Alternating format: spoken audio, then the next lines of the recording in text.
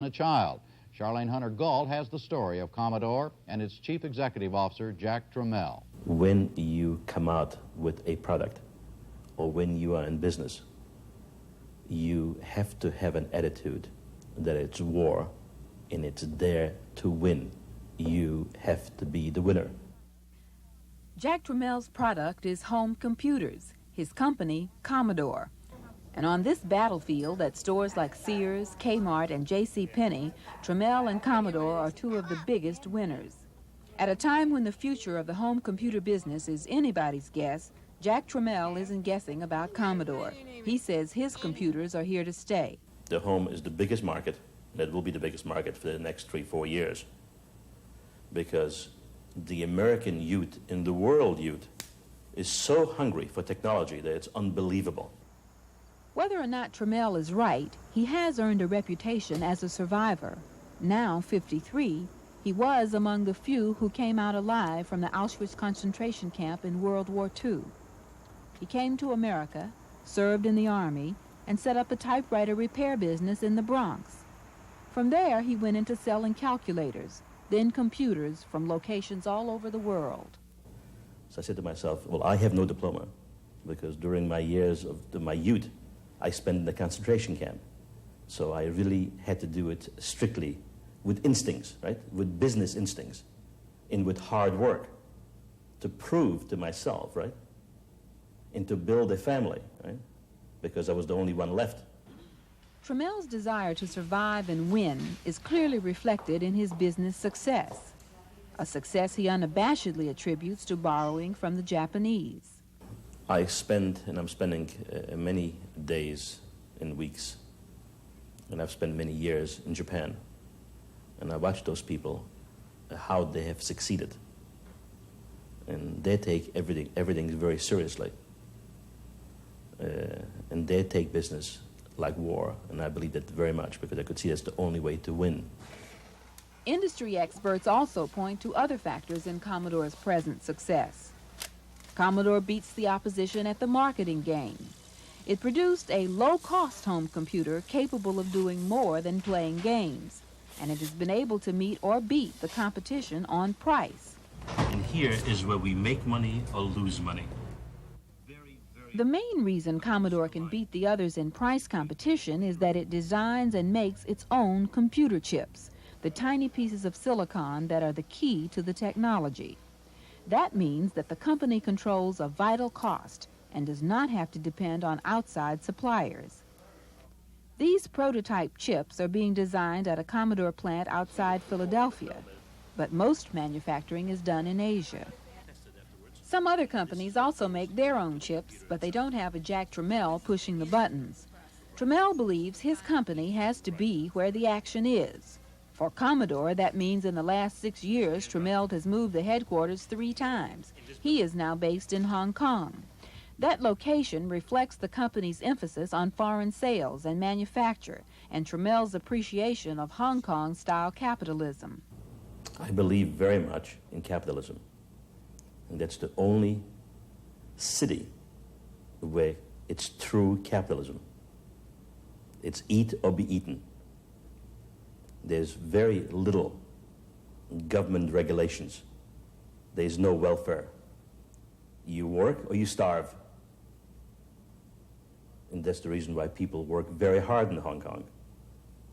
Some industry experts think the company relies too much on foreign sales and profits. It has had stormy relations with many of its U.S. dealers. Tramiel also has a reputation as a hard-driving, fiercely independent, hands-on businessman who has gone through 3 advertising agencies and even more executives in 3 years. The management style of Jack Tramiel's is such that he has not exactly attracted a stable, strong management staff below him. In fact, the management below Jack Tramiel has been characterized by a revolving door. The general managers and the VPs have come and gone in a fairly rapid-fire order because undoubtedly Jack's genius is such that he's not the easiest man in the world to work with or work for. Many people are like Olympic runners. If they succeeded, winning the 100 yards, they get the medal. They feel that they made it. I believe that you have to run every day. If you're a professional, you have to practice every single day. If not, you lose the taste. You don't have to know anything about the computer. An estimated 5 million Americans of all ages will buy home computers this year, most for the first time. The battle for this market is both cut price and cutthroat, and casualties are mounting. Atari has posted losses and changed management. Texas Instruments is losing money and hopes new marketing executives can turn it around. Timex is having trouble holding on to its early successes.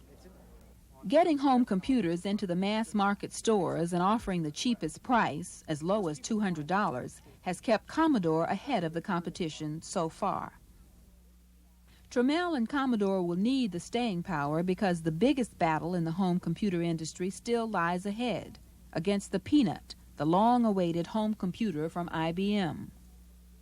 Are you going to be any match with your home computer for the Peanut? Well, first of all, we are very proud that IBM has decided, after we having more than 2 million computers out there, that there is a home market. They definitely did not lead, they followed. Do you have a strategy for taking them on, or do you just plan to... I'm not taking them on, they're taking me on. Except for the giant IBM and a few other survivors, the computer industry is littered with the carcasses of small companies that started fast, performed brilliantly, and then died just as quickly. While some Wall Street analysts are beginning to grow more cautious about Commodore's future profits, most experts still think it will be one of those to survive the shakeout. We see the clear outlines of who's going to survive, and a year from now it'll be, besides IBM Peanut, which you mentioned, there'll of course be Commodore. There will be Tandy, which thanks to its almost 7,000 store-wide retail chains certainly will be a participant. So besides Commodore, Tandy, IBM, Apple will have brought its Apple II down into the home computer range in terms of pricing. So you'll have Apple in there. And Texas Instruments probably will be around. This question may stump many people who wonder if home computers will go the way of last year's fad, video games. But to Tramiel, the future market is infinite. So to me, I am investing for the future. And we as a company are really trying to serve the world youth, which are going to be the decision makers of the future. So for Jack Tramiel, the home computer war is the 20th century children's crusade. Just one of many metaphors that can be applied to his zest for business and for life. When I say first that business is war, people, stare at me. But really what it means, you can turn around and you can say business is like serving breakfast.